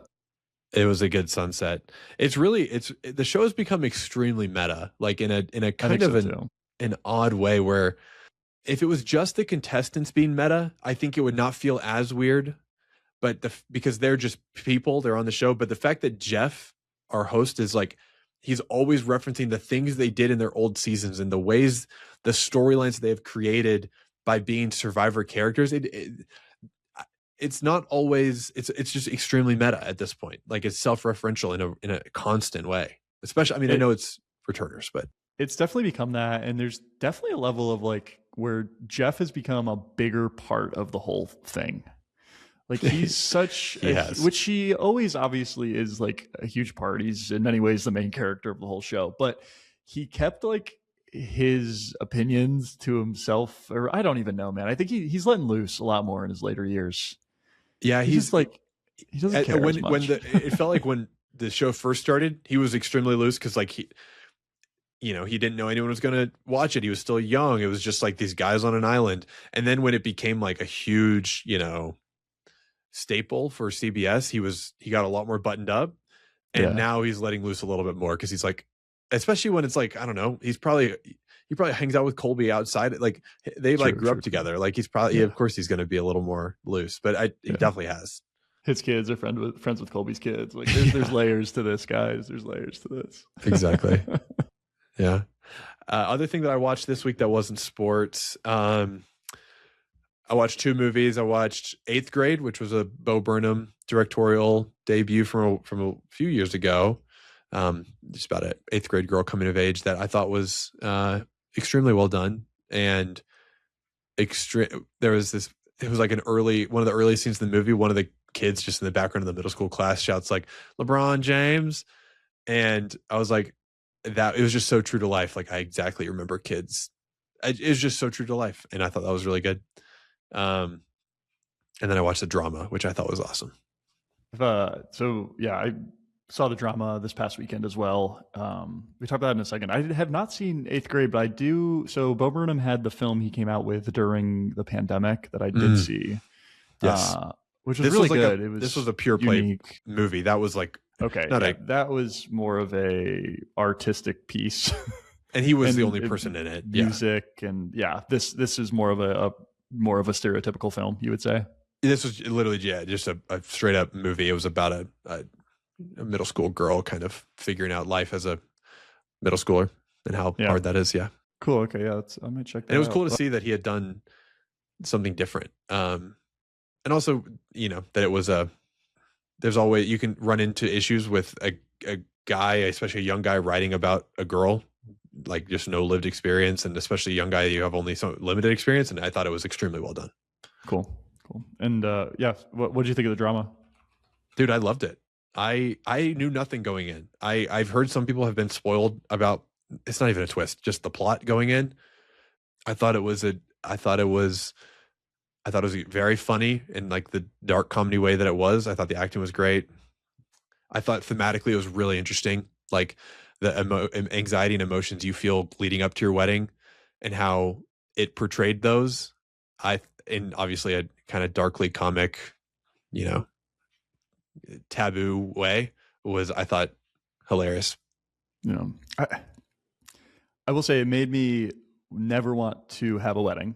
They maybe So less fair. want to have a wedding. I also was in the camp of, okay, I'll drop a spoiler warning right now, so no one else has to be in that camp. But I don't even know. I think I saw it was a tweet or something, and it was basically just like describing the film, and it was That's tough. but it didn't actually totally spoil it. But it was basically like it was like Zendaya's character like gives a has like a bombshell thing that she drops on her fiance. That's all it was. So, but I was Okay. like waiting for that moment, and I knew it was coming when they were in that dinner scene, so I was like ready for it. Well, I'm But glad it still, went early then. that's true. I got rid of that one early, and so then the rest of the film was like, and I was not expecting that to be the twist. Obviously, the twist that it ended up being. So that was cool, and I thought it worked really well. I also just thought it was a really fun watch. Like, it was funny, it was goofy. I also kept thinking that like this is a movie that was made for me and me specifically. And Okay, I'm gonna need to know more about that. my demographic of person, I guess Oh, I should say, like a stereotypical young, like 20 to 30-year-old range person that like I just like the jokes and the layers to it. Like I was thinking about if my parents went and saw that movie, I don't think they would have understood the comedy and even like the way that school shootings are portrayed in that film would not have hit the way that it hit for me. I thought the filmmaking was excellent. I thought this, whenever they did a flashback or someone is thinking about a sequence and it's playing out in their head and it's not real, I think both of those devices can be sometimes a little bit. It's just easy to rely upon them, and the way that they did it, both in this movie where it was like extremely straight up, and you weren't ever that sure, but you could tell a little bit just because it was a little too ridiculous, and that helped the thematic, like, hey, this person's feeling extra anxious because they're thinking even more, or whatever it was. I thought that really helped the story, and it was cool to use that device And that can be used poorly like that. it would like grow in, like the intensity of or the ridiculousness of the scene would grow. So like at first you wouldn't be able to Yes. tell, and then by the end of the scene it's like very clearly that's not actually happening, which I totally agree. I like the way they did that a lot. It reminds me of a film that I'm actually currently watching through, which normally I don't do, but I could not make it through it all the way. It's Synecdoche, New York, I think is the phrase. Synecdoche, New York. Yeah. Okay, Synecdoche. I was right there, really close. No, it's the weirdest word ever. I just remember it from, I think, literature class or something. It's such a literature class movie. What does Synecdoche mean? I didn't even realize it was a word. I thought it was like a made up town that is Synecdoche, New York. It I is, didn't realize, but it's an actual. It is a figure of speech that uses a term for a part of something to refer to the whole.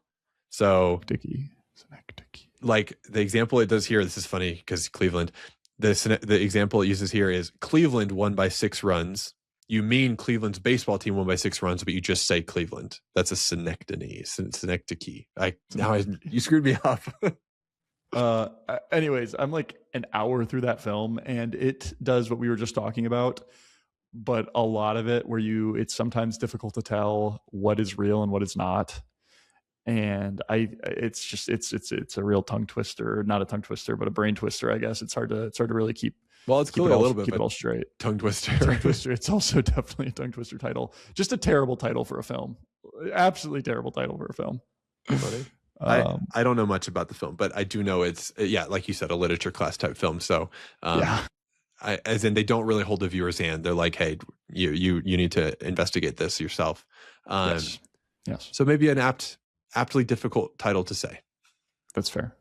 But yeah, drama, awesome. Loved it. Good watch. Recommended. It was a great watch. That apartment is so beautiful. That like I said the same thing. That was like one of my first comments. I was like, bro, if I was living in that at 28 years old, wow, you have to be a head curator at 28 years old. Also, a head music curator. They had dual income, no kids. It helps. Yeah, it helps. It was a perfect like right in the line of all the TV shows where the people have no jobs but beautiful apartments in the middle of the city. It's like this was a great, like, they did not.